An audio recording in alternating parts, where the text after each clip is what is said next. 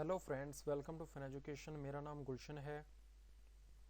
आज की इस वीडियो में हम देखेंगे म्यूचुअल फंड स्कीम सिलेक्शन के बारे में। ये चैप्टर 9 है। ये चैप्टर 9 का एक सिंगल पार्ट ही रहेगा क्योंकि इसी में ही मैंने इस पूरे चैप्टर को कवर करने की कोशिश की है। इससे पहले कि मैं इस ट्यूटोरियल के 8 पार्ट्स अपलोड कर चुका हूँ, जिनका लिंक मैं नीचे डिस्क्रिप्शन में दे रहा हूँ। आप उन्हें वहाँ से जा करके देख सकते हैं। बेसिकली इसमें स्कीम सिलेक्शन के बारे में हम देखेंगे कि स्कीम को कैसे सिलेक्ट किया जाता है, क्या अप्रोच रहनी चाहिए हमारी किसी भी फंड में इन्वेस्टमेंट से पहले। राइट, तो चलिए टॉपिक को शुरू करते हैं।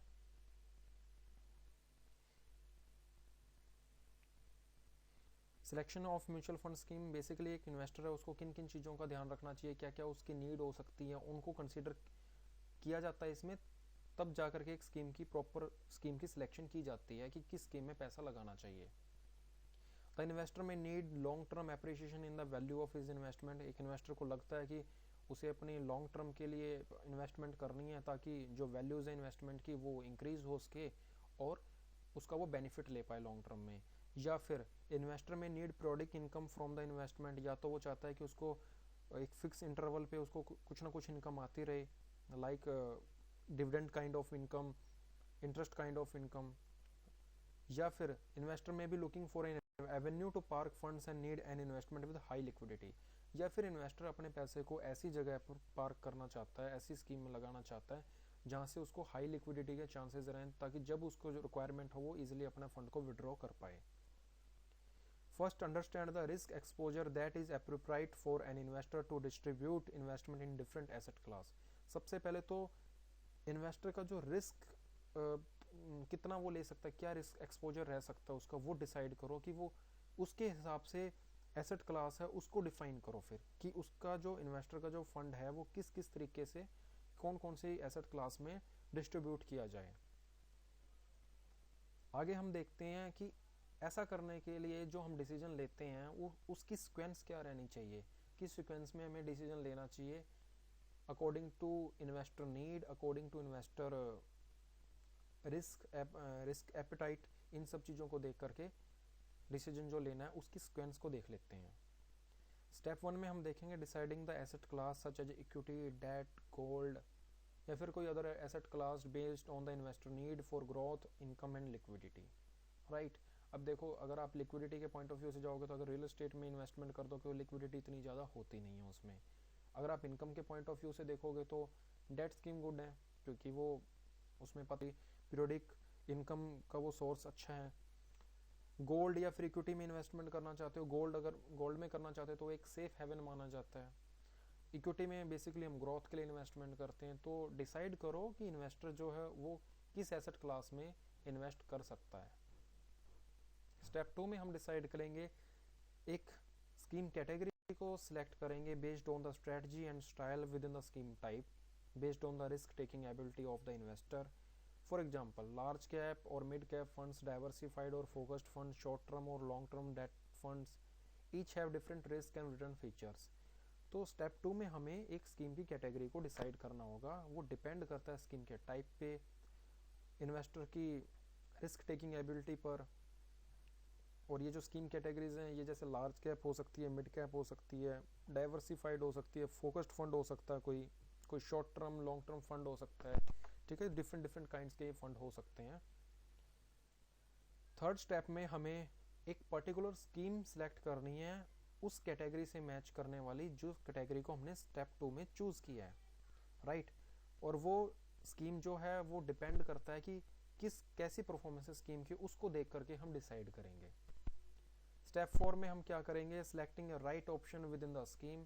स्कीम में कौन सी ऑप्शन हमें चूज करनी चाहिए, ग्रोथ ऑप्शन चूज करनी चाहिए, डिविडेंड ऑप्शन चूज करनी चाहिए। डिफरेंट काइंड की ऑप्शंस हैं जो इसमें अवेलेबल रहती हैं विद इन ए स्कीम, उनको हम डिसाइड करेंगे लास्ट स्टेप में। सबसे पहले हम देखेंगे deciding the asset class. Step 1, an investor looking for growth will find definitely equity is the best. Right, तो जो investor growth point of view से अगर इन्वेस्टमेंट करना चाहता है तो वो इक्विटी को प्रेफर करेगा। The need of for income will be best meet by the debt scheme. अगर आपको रेगुलर इनकम चाहिए तो डेट स्कीम से बेस्ट कोई स्कीम हो नहीं सकती है। An investor who want regular income will look for a monthly plan में भी लोग जा सकते हैं, जैसे मंथली डिविडेंड मिलता है कुछ स्कीम्स में, उसको ऑप्ट किया जा सकता है रेगुलर इनकम के लिए। उसके बाद हम स्कीम कैटेगरी चूज करेंगे, सिलेक्टिंग ए स्कीम कैटेगरी, ये सेकंड स्टेप हो जाता है। Investor must select the scheme category based on the strategy and style opted having a different risk and return characteristic.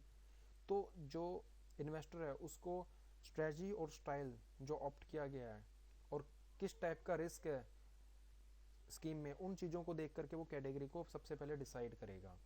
ठीक है। An investor who wants invest in a low risk equity will consider N index fund और ए value fund. अगर आपको कम risk चाहिए, investor नहीं ज़्यादा risk उठा सकता, तो इक्विटी के अंदर ही हमारा इंडेक्स फंड होता है। बेसिकली उसका जो बीटा इतना हाई बीटा नहीं होता और वो काफ़ी कम रिस्की होते हैं, राइट। या फिर वैल्यू फंड्स, उनमें इन्वेस्टमेंट की जा सकती है क्योंकि ऑलरेडी वो अंडर वैल्यूड होते हैं। An investor willing to take additional risk for better return will choose a growth fund. Basically growth fund वही फंड होते हैं जो मार्केट में बुल रन में तो काफ़ी ज़्यादा अच्छी परफॉर्मेंस दे देते हैं, लेकिन जब करेक्शन का टाइम होता है तो काफ़ी डिक्लाइन कर जाते हैं। तो जो इन्वेस्टर जो चाहता है कि एडिशनल रिस्क लेकर के, इस टाइप का रिस्क लेकर के वो बेटर रिटर्न्स लेना चाहता है, तो डेफिनेटली ग्रोथ फंड को चूज करेगा। आगे हम देख लेते हैं सिलेक्टिंग ए स्कीम कैटेगरी। अभी तक हमने 2 स्टेप्स देख चुके हैं हम। अब स्कीम कैटेगरी के अंदर ही हम देखेंगे। It is also good to consider the role that the scheme will play in the investor portfolio. तो हमें एक स्कीम का रोल भी देखना पड़ेगा कि वो इन्वेस्टर के पोर्टफोलियो में कैसा रोल प्ले करेगी, राइट।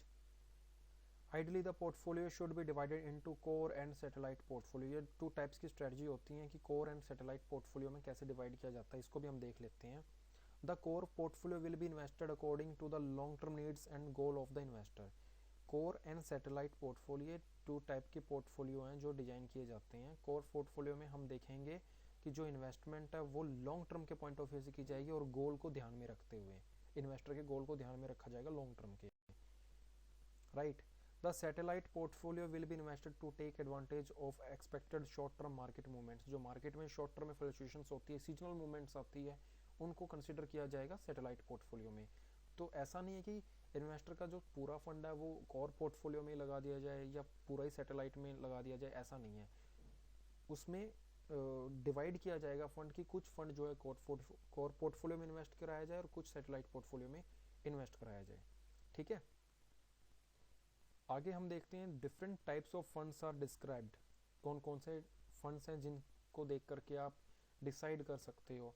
तो बेसिकली एक्टिव और पैसिव फंड्स होते हैं इसमें, ओपन एंडेड और क्लोज एंडेड फंड्स होते हैं, डाइवर्सिफाइड सेक्टर और थीमेटिक फंड्स होते हैं इसमें, लार्ज कैप हो सकता है, मल्टी कैप हो सकता है, स्मॉल कैप हो सकता है, मिड कैप हो सकता है, ग्रोथ और वैल्यू फंड्स होते हैं, इंटरनेशनल इक्विटी फंड्स होते हैं, मंथली इनकम प्लान्स होते हैं, फिक्स्ड मैच्योरिटी प्लान्स होते हैं, डाइवर्सिफाइड डेट फंड्स होते हैं, शॉर्ट टर्म डेट फंड्स होते हैं, लिक्विड स्कीम्स होती हैं, फ्लोटिंग रेट फंड्स होते हैं, हाइब्रिड स्कीम्स होती हैं, राइट, गोल्ड फंड्स होते हैं इसमें। तो ये डिफरेंट डिफरेंट काइंड्स के जो फंड्स हैं, इन फंड्स के अंदर भी इन्वेस्टमेंट करते टाइम डिसाइड किया जा सकता है कि कौन सा फंड है जो वो सही रहेगा इन्वेस्टर के लिए। अब उसके बाद जो थर्ड स्टेप है उसमें क्या किया जाता है कि जब हम अपनी कैटेगरी डिसाइड, सबसे पहले हम एसेट क्लास डिसाइड करते हैं, फिर स्कीम कैटेगरी डिसाइड करते हैं, फिर स्कीम कैटेगरी में ही एक अच्छी स्कीम डिसाइड की जाती है। तो वो देख लेते हैं कैसे डिसाइड करेंगे। All the 45 AMCs that are permitted to business in India have different approaches, different styles and values system in doing business. तो सभी 45 कंपनीज के अपने अपने तरीके हैं, अलग अलग उनके अप्रोचेज हैं, अलग अलग उनके स्टाइल्स हैं जिससे कि वो अपना बिजनेस कर रही हैं इंडिया में। Investor has to be comfortable with the AMC। First of all जो AMC है जिसका वो फंड है, इन्वेस्टर को उसके साथ कंफर्टेबल होना पड़ेगा before investing in any of its scheme. Investment तो बाद की बात है, सबसे पहले AMCs के ऊपर फेथ होना चाहिए। AMCs हैं जो उनके साथ कंफर्टेबिलिटी होनी चाहिए इन्वेस्टर की, राइट।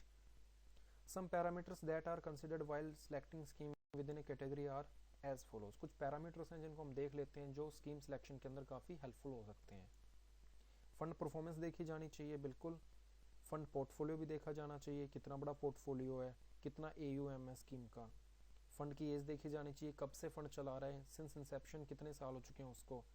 फंड का साइज भी देखा जाना चाहिए, पोर्टफोलियो टर्नओवर देखी जानी चाहिए उसमें। स्कीम रनिंग एक्सपेंसेस देखे जाने चाहिए। अगर देखो ज़्यादा एक्सपेंसेस है तो डेफिनेटली नैव पे उसका पूरा असर पड़ेगा और नैव जो है हमारी वो डिक्लाइन होगी उसकी वजह से।